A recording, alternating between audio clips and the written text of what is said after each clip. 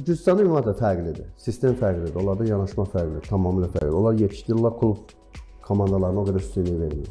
Onların prinsipi ancaq yetişdirib millini yüksək səviyyədə saxlamalıdır. Ona görə onların demək olar ki 20 futbolçudan 20'si legioner həyat yaşayır. Dünənlər olan bir futbolçu da vardı. Fransada oynayırdı. İndi artıq Villarreal'a keçdi İspaniya. Mikal Tadze. Bəli. Yəni istər-istəməz onlarda inkişaf tamamilə başladı. Amma Özbəkistan fərqli bir sistem ki. Çünki bizim federasiyada ümumiyyətlə futbolçular çox az təmsil olunmuşuq biz. Veteran futbolçu ümumiyyətlə federasiyamızda azdır. Amma Gürcüstana baxsa demək olar ki, hamısı veteran futbolçular. Özbəkistanda Rövşan vardı, Rövşan hakim idi. Dünya çempionatını zaten idarə eləmişdi.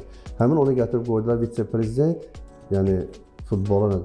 O əlaqələr yaratdı. Ən çox da İspaniya ilə əlaqə qurdu. İspaniyada mütəxəssislər çağırdı. Dedilər ki, 5 il müddətinə burada proqram işləyəcəksiniz siz. Amma sizin köməkçiniz bizim özbək futbolçular, veteran futbolçular olacaq, köməkçilər. Və onları öyrədəcəksiniz ki, sonda bizim futbol inkişaf eləsin. Yəni 5 il müddətinə Özbəkistan futboluna inkişaf eləməlidir. Əlaqələr qurdular İspaniya klubları ilə, ora getdi mütəxəssislər, özbək mütəxəssisləri kurslar keçdilər, oradan gəldilər, burada öyrətdilər və elə-belə inkişaf elətdirdilər. Bu gün də oynayan futbolçuların demək ki, hamısı yerli uşaqlardır və artıq Avropaya çıxışları var.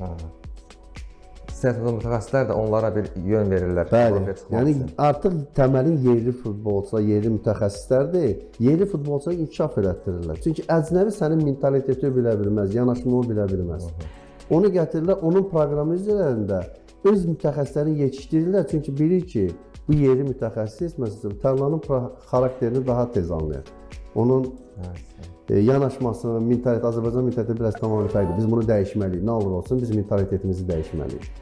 Bizdə yanaşmalar çox fərqlidir. Biz ağır iş görmək istəməliyik, biz çox iş qaçmaq istəməliyik. Nə bilim, rahatçılıq axtararıq. Biz biraz yanaşmamız lazım. Hərəmiz özümüzü daha ağıllı hesab edərik, daha o birisindən üstün tələb edirik, amma kollektiv idman tamamilə fərqlidir. Biz yanaşmanı dəyişməliyik, mentaliteti dəyişməliyik.